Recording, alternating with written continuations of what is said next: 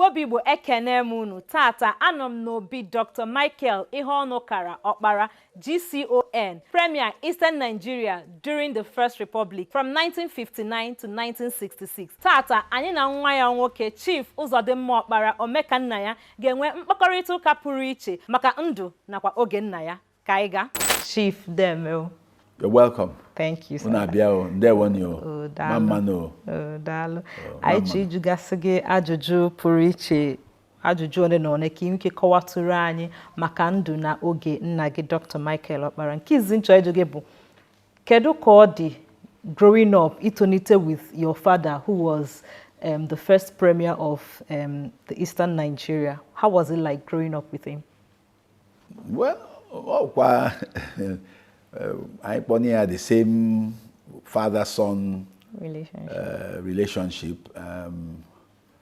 Him and my father worked at medical school, Yaba College of Medicine, na Lagos in the 40s. So he finished, I believe, in 1948. Go finish it. So when he finished, he supposed to Medugri. Not long na Medugri ya lota. So mo lota ya to mo heba. Ora kwara ahu ye me contest election. Win election ega Eastern House of Assembly. Ba ko no meet Ndi Igbo, President of Nigeria. So from that time I be bring in so I na hear about even na no onye wo minister in the early 50s. I know, but on state, so a lot of norita. Young we are family man because on a like bata ya joani ugapra school ta kedi he on motara on a like every day they hear motara on that day ubochanyi again no barrier. So to that extent our family, very strong family person. Uzodimma, I mana your father, yabu Dr. Michael Okpara, bu somebody nwe ihe ndị bekee na-akpọ vision for ndị ala Igbo. Ichere na ala Igbo tata na-ejigide na ha jikwada vision nna gị nwere mgbe ahụ wee na-aga. Do you think they are still upholding that vision? Two ways of looking at it. I believe that Ndi Igbo n'onwe ha may appreciate Dr. Michael Okpara to a very large extent. And the extent was so much that in the family here, sometimes people come with us, they want to talk about, they have proposals. Dr. Michael Okpara, I say, I want to go ahead because here in the family, I may consider, I say, or go to Onye, or what the family now name with Dr. Michael Okpara. Dr. Michael Okpara was Alibo Lile, Eastern Nigeria, Nigeria. So to that extent, but the Ndi Igbo may appreciate Dr. Michael Okpara. Here, Nigeria on a stage where anacho leadership, ndigime emulate. Here you can Okpara. No, Okpara create the wealth. Yendi maturi. 24 cups of gari, 1 shilling. Apa 24 eggs, 1 shilling. So they might ask you, the only American here in the no industry, no cat industry, no cat farm settlement, Ikabu, you everywhere, on wage every Eastern Nigeria were unemployment. Where the unemployment, so clearly ahead of his time. So to that extent, the people many appreciate. The Nigerian name quite yensi. And he need only Dr. Michael Okpara. So the enemy appreciate to a very large extent. But the issue is one thing is to aspire to be like a great man. The other thing is eating when sugar on your feet. One name Kedu. One name Kedu. One name Kedu. One name Kedu. One name Kedu. One name Kedu. One name Kedu. One name Kedu. One name Kedu. One name Kedu. One name Kedu. One name Kedu. One name Kedu. One name Kedu. One name Kedu. One name Kedu. One name Kedu. One name Kedu. One name Kedu. Kedu. One name Kedu. One name Kedu. One name Kedu. One name Kedu.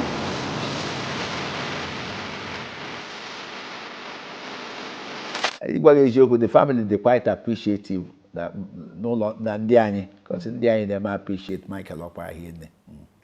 Uzodimma, I mana Ibu president of Michael Okpara Foundation. Wiki junwo hera agwatu mu Igbo ihe gbasara Michael Okpara Foundation nakwa ihe ha na-eme? Well, Michael Okpara Foundation na ebidoro ya onye started Michael Okpara Foundation with the Chief Bob Obuago.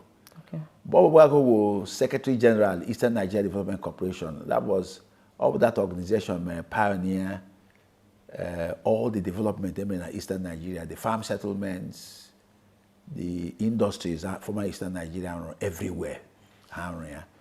And when Dr. Okpara, he feel, some other people, but he was the pioneer.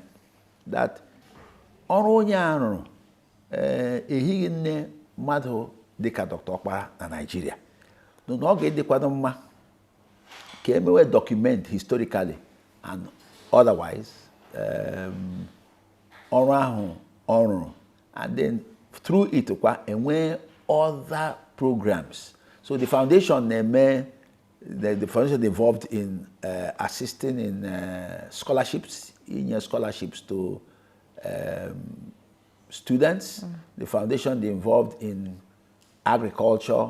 It's non-profit in agriculture, in schools. Any way that these are the key things that the foundation agricultural development, assisting in agricultural development, schools development, assisting in that,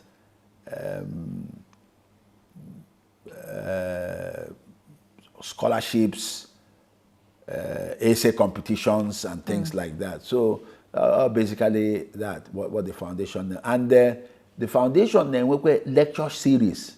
So many people they will lecture. Pius Okigbo, the renowned economist, lecture.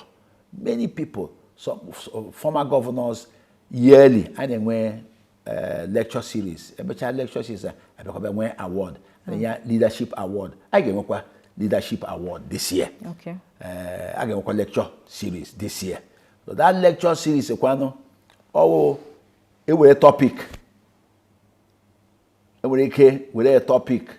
Again, this topic, like we had yesterday in former Eastern Nigeria, can I relate any to the present status of Nigeria today? They could not tag his feet into it.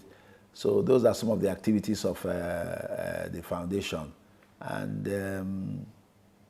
the acceptability is quite encouraging by people. Ademmadalo. Ihe ọzọ nchọ ka ịgwatụ anyị bụ a na-etu gị omeka nna ya. Achọrọ m ka iwere ohere a kọwara ihe kpatara ndị bụ unu nakwa ndị Igbo niile, ụmụ Igbo ji wee lechaa gị anya, maka na ama na ihe onye na-akpọ omeka nna ya bụ onye so usoro ụkwụ nna ya n'inyere ndị mmadụ aka, inye ọrụ na ihe ndị ọzọ. So kọwara anyị ihe eji akpọrọ gị omeka nna ya, iwerukwa ohere a gwa anyị ọ bụ na ọ nwee ihe ndị bekee kpọ project ị na-eme, ịgwatụ anyị maka ya, gwa anyị ka ndị Igbo ga-esi wee nyetere gị aka, encourage gị to bring that project to fruition. Emma, my dad ran one thing.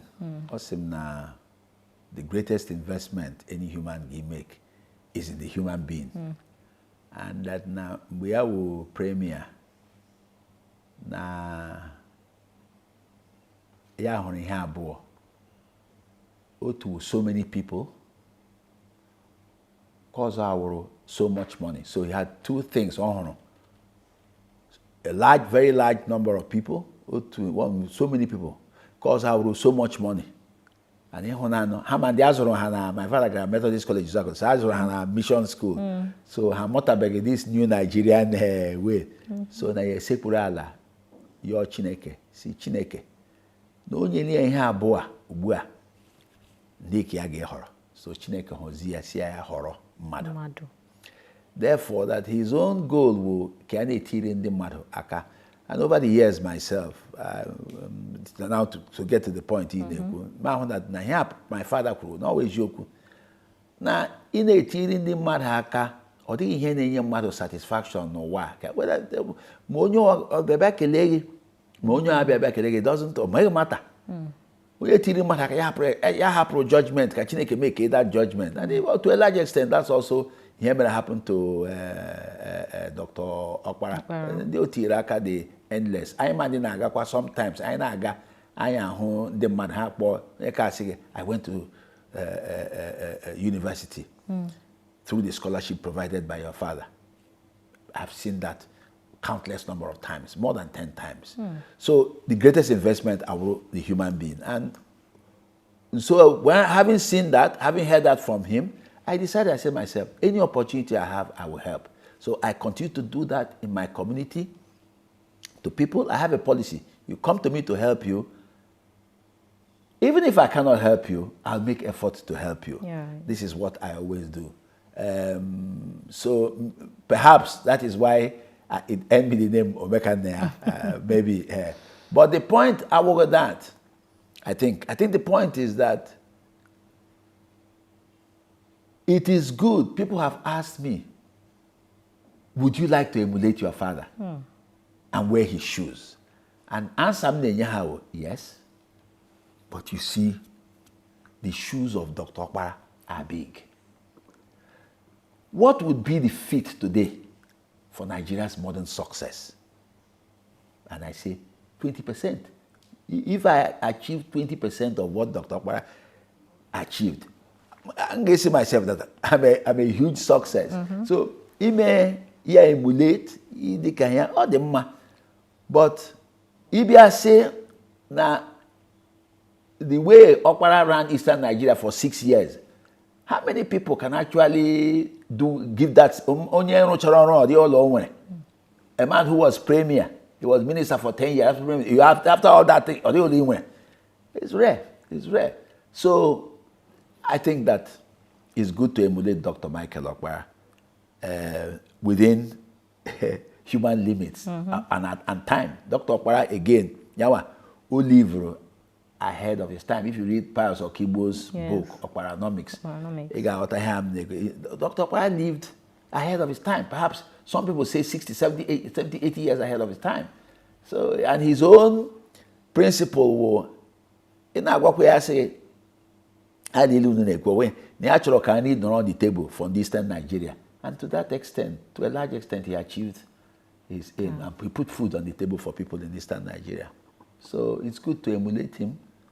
Omekannaya is good. So we'll continue to emulate him within the limits of what our modern times can help us to do. That's why I said, if we achieve 20%, Omekannaya, nke a ka m ga na-akpọzi gị Omekannaya. Ọ dị mma, ka m jikere gị, kedu ka isi chere na ala Igbo kịta ga-esonwe ụzọụkwụ Michael Okpara? Because na anyị mara mgbe Doc nọ ndụ, ọ rụgasị a lot of things. Niger Sem, he was focused on agriculture. Dịka isi kwu, nwe onye agụụ na-agụ, ọrụ dị, ndị mmadụ na-enweta ọrụ. Ihe dị relatively cheap, or rather cheap then. Ndị mmadụ na-egote nwe ihe nri ọnụ ha na-eri. Mana ị na-anya n'ala Igbo kịta efu na ọ dịka ebe hozi otu a, afụfụ juru everywhere. Kedu ka isi chee na anyị ga-aga back in time ka anyị nwee ike use to as in ihe ahụ Dr. mere mgbe ka ala Igbo bụrụkwa ebe ga-adịtụkwa ma ọ bụgodị na ọ dịghọgodị mma ka oge nke ya, ka ọ dịtụkwa at least fair, ka ndị mmadụ fụnwu ndị ha na-eri ọrụ adị youth ga na-arụ? Onye ọbụla, any nation that does not produce enough food at a cheap price, that nation give them a problem. Any nation, especially food, give them a problem. Even problem in Nigeria na-enwe today. Obekwele no. Obele. Nigeria question. Let me give you a typical example. When I wheat bread, if you look at a nation like Ethiopia, I was watching. I watch na TV. Excuse me. Sorry. Yes, now Ethiopia went to African Development Bank to borrow money for something, wheat or something. But at the end of the day, Ethiopia succeeded in borrowing money to grow wheat. Today, Ethiopia exports wheat. So what I'm saying is that I say them man hatala bread. If you no more here, you got to a shop is wheat bread. It's about 900 naira. Because they're importing the grains, the wheat. But Yawuru na may grow. I'm coming to you. I'm just developing. I'm coming to you. Yawuru na may grow wheat in Nigeria in large quantities. At some point, in very large quantities. at some point, definitely, I am running wheat or in Nigeria. And the prices is a question of supply and demand. Prices will fall if there's so much wheat. Because a lot of people will eat wheat. We will eat wheat. The wheat I give me grow in Nigeria may not be like American wheat, may not be like European wheat, but it will be Nigerian wheat for us to eat. And we'll get used to it and use and eat that bread. So what I'm saying is that leadership in Southeastern here must look at creating wealth and jobs. The only way you can create wealth and jobs is through industrialization and agricultural development. Michael Okpara has shown the way.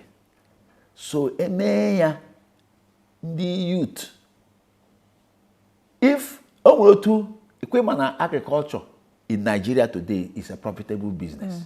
Today, agriculture is a profitable business in Nigeria today. So, the youth know where only stage you may offer employment in ministry, they will not go because they will tell you that it is profitable or the profitable. Farm. This is what Dr. Okpara them did. Ndi Igbo University, they all ended up in farm settlements and they were very happy in farm settlements.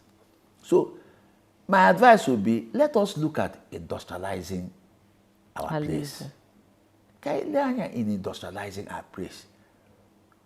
Production is the key. When you produce, especially when you produce for export, you earn foreign exchange, you produce for export, and you better your economy. So if we go that direction or move in that pattern, in our nation, Nigeria today. But if we do not, then it means that we will continue to. Let me give you a typical example. Some years ago, I went to buy a shirt when I visited my brother overseas. My brother said to me, look, if I were you, in Aba, you have a lot of nice tailors. I'll look for a very good tailor. If you compare the cost of this shirt to what you can do in Aba, and to tell you the truth, I developed that. A lot of my clothes I make in Aba. They are very well made. Some of them you will not know that they are made in Nigeria. And they are made at 1/8 the European shirt. You go to a European shop now, he quote maybe for a shirt, $100. $100 in Nigeria today is 110,000. We're 110,000 Bani Mahia, Chow good tailor. And that way is okay. When we get put up to 20 or 30 shirts. Get a very good tailor. In fact, I have made a couple of things that people ask me, where do you make it? I say, I didn't make it in. I say, will you make it overseas? I say, yes, I made it. The later I tell them, I say, no. I made this thing in Aba. What I'm saying is that we must look inwards. We must look inwards. Invention. Necessity is the mother of invention. Yeah, we want to challenge Adela. Challenge Adela no line. So now that there's challenge, can you make way invention? Let invention start. Invention. And Nigeria has brilliant people in every area of human endeavor. They mind head in Nigeria. 200 million intelligent people. They're here. They're here. We are an intelligent people blessed by God. And I believe that the challenges Nigeria and today, they are temporary.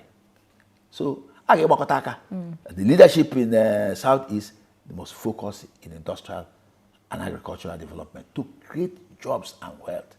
When you hear American dream, give them an American dream. Everybody wants to go to America. Oh, if one America, $4,000, $4,000, $5,000. Or didn't buy 5,000 now. At the end of the month, you're not going to 2,000. At least give an account. Okay? You pay the. That's the thing. All day. That's why people want to go. There are people. Or what when you say nobody says, give me work. give me, give me money, let me not work. Nigerians want to work. We want to work. Oh, already. I hope that answers the question. It answers it very well. Ọ bụrụ unu n'anya onye anyị na-enwe nkata pụrụ iche bụ Chief Uzodimma Okpara. Anyị nọ n'obi ya tata n'Ụmụahịa. Anyị na-akpakọrịta nkata maka ndụ na oge nna ya. Ajụjụ ikpeazụ m nwere ịjụ gị Chief bụ ị na-anya ifu na ọ dị ka enwe ihe a na-akpọ ihe ndị itisi no limited information about Dr. Michael Okpara on Google. Ụfọdụ ndị na-eto eto amachara dị azan maka ya na-abụghị otu anụnwa anyị jikwa akara ngwa mgbasa ozi na Voice of the East wee na-ekwu maka ya. Ụnyaahụ tata anyị kwukwa maka ya na our social media pages. So anyị na-asị enwe ka a ga-esi wee nwee ka anyị ga-esi wee mee ka information ka ihe niile gbasara Dr. Michael Okpara ma ndụ ya mgbe ọ bụ premier till oge ọnwụ. I know he was the youngest premier enwe na Eastern Nigeria. Ka a ga-esi mee those information ka ọ dị easily accessible to ndị chọrọ ịmata maka ya. Well, thank you very much, Reformer. The thing is that, well, the Civil War may lose a lot of information. But with the family library here, a lot of information is being put together through the foundation and so on. So we have a website which is currently being upgraded, and I believe that by the time that website is completely upgraded, we will have a lot of information on the website, including on Dr. Michael Okpara Foundation and the life and times of Dr. Michael. It's going to have as much information how Eastern Nigeria functions, the industrialization of Eastern Nigeria, the agricultural policies of Eastern Nigeria, the politics of Eastern Nigeria. One of the things we didn't mention is that former Eastern Nigeria under Dr. Michael Okpara was one of the world's fastest growing economies. So we'll have all that information. How did they become that? Malaysia and palm oil, here, Dr. Okpara. Now they will overtake Eastern Nigeria, and they did. By the time the website is fully reactivated, it's currently going on now, I think that more information will be available. And we're also open. If Voice of the East wants information from us, we will not withhold information regarding Dr. Michael Okpara, so that we can spread the good news and the good works. And the good works. Yeah. Dimma. Daalụ nrinne onye unu nụrụ onu ya tata bụ Nwada Ifeoma ezigbo ada na-eri ukwu anụ. Onye mụ na ya nwere nkata pụrụ iche tata bụ Chief Uzodimma Okpara. Dịka o si kwuo, the website ka na-aga akwadị in process, aka na upgrade ya. When it's done, every information I need gbasara Dr. Michael Okpara will be there, and everything I needed to know about Eastern Nigeria ga-adịkwa there. Ọ ga-adị mbọsị ọzọ. Nọdụ ọfụma.